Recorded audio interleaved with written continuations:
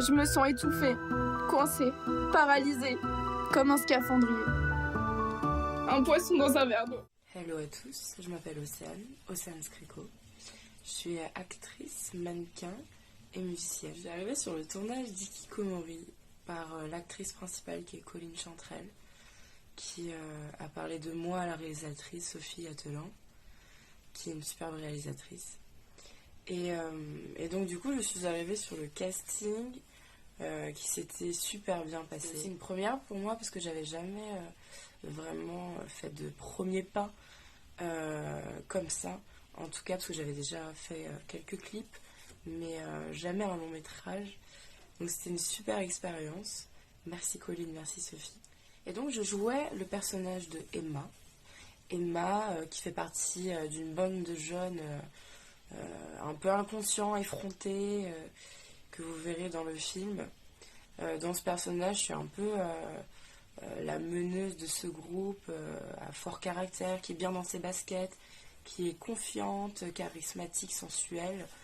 Et d'ailleurs, en fait, ce qui a été dur à jouer, c'est aussi que comme c'est un personnage qui est sûr d'elle, c'était difficile parce que moi, je manquais de confiance. Donc c'était très paradoxal, mais c'était hyper intense aussi. Et donc aussi, je parlais d'une chose qui me porte à cœur, qui est un sujet fort, c'est les réseaux sociaux. Les réseaux sociaux, ce côté vicieux, cette chose où on ne se rend pas forcément compte des faits et gestes, des commentaires qu'on peut mettre. Enfin, surtout, il y a beaucoup de personnes qui ne se rendent pas compte de ça. Et vous verrez dans le film qu'à un moment, c'est vraiment néfaste et voire malsain.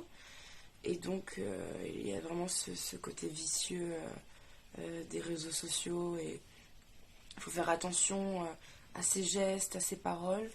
Et donc ça, c'est une morale dans ce film qui est marquante, je trouve. Et donc, je vais arriver aussi au fait de mes ressentis du film, qui est très poétique, marquant, qui a son originalité, qui parle de choses qui sont dures.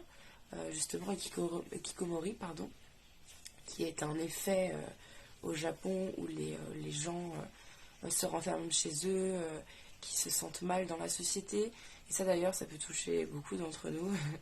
Et puis on a pu le voir avec le confinement que il s'est passé plein de choses, et puis mentalement, c'est pas facile. Et donc ce film est vraiment beau.